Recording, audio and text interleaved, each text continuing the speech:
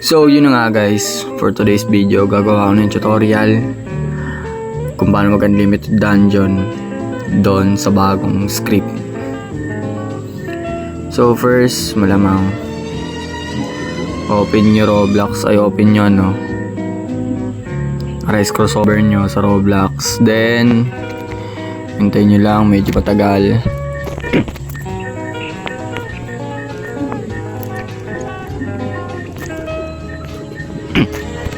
So yun na. So yun na, open na crossover ko. So yun na nga, na-open na nga yung Arise crossover ko. Then i-execute ko na ngayon yung script. Execute nyo lang yung script. Ayan. Tapos lalabas na yun dyan ng ganito. Ganyan. Yun. Tapos kita nyo naman sobrang bilis nyo mampas. Ganyan. Paano ko ginawa yan? Ginawa ko dito. Munta ako ng MISC to sa itong on nyo lang yun para mag auto execute siya kada join nyo.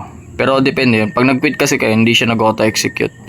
So once na nasa laro kayo or nag auto dungeon kayo, kada ulit-ulit nyo ng dungeon, nag auto execute yun. Para mag auto execute, click nyo lang tong auto exec dito sa MISC. Ayan, MISC. Ito sa baba. Then on nyo lang tong no dash CD, no punch CD para mabilis yung mga hampas niya. Then no punch CD in game, ganyan. Then kung gusto niyo naman ng play safe, hide user, hide avatar, ganyan. Then punta tayo sa main. Ito yung features niya. Sa main, on nyo lang tong auto farm, select mode, then auto click.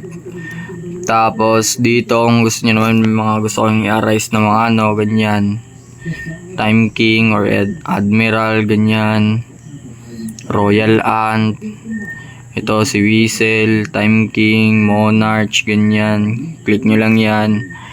Tapos Gyosuke, huwag na pala si Gyosuke.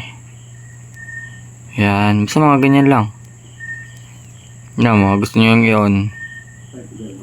Meron din naman search dito kung sino gusto nyo yun. Ayun may search. Ayun search. Yan, tapos balik nyo lang yan. Then click nyo lang itong auto-arise para kahit pa paano. Then meron siyang auto best sword, auto buy, auto claim mount, server hoop mount, TP main game, gano'n. Then may webhook siya, hindi ko alam para saan to. Tapos dito na tayo ngayon sa auto dungeon.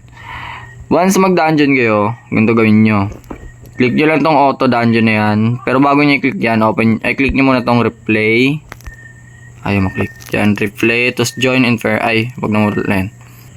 Tapos click nyo lang tong replay.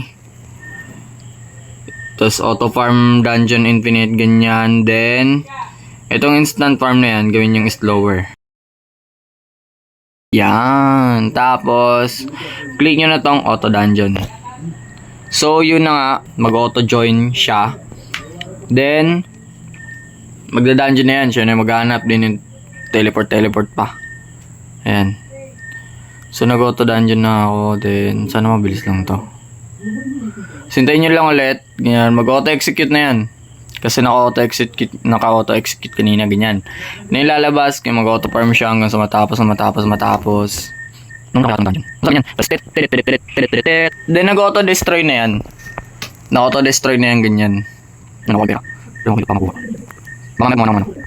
So yun na nga, pag gusto nyo naman i-arise yung boss dito, tigil nyo lang tong auto farm dungeon. Pag malapit na siya sa boss room, ayun na, nag-auto dungeon siya ulit. Ganyan lang. So yun na yan. Maraming salamat sa panonood at suporta at pakikinig sa boss kung walang kwenta. Bye bye. Mwah.